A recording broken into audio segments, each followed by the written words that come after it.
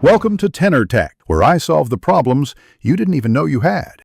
You begin by confirming essentials: an Apple developer account or signed beta profile, a current backup, and enough battery.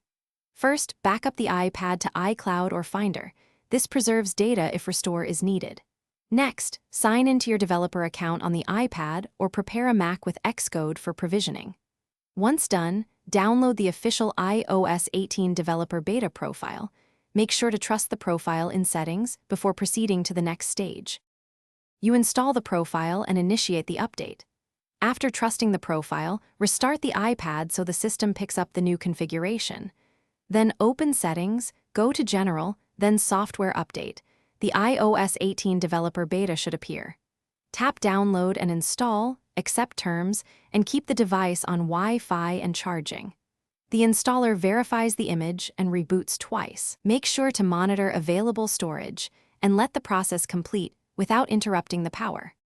You finish by walking through the post-install setup and signing back into your Apple ID to restore services. Once done, check apps and permissions. Make sure to restore from your backup if anything is missing. If an app misbehaves, toggle settings or reinstall the app.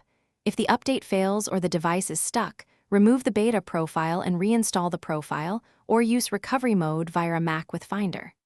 One key tip: keep backups so you can revert safely if needed. Thanks for watching. Subscribe to keep your life in tune.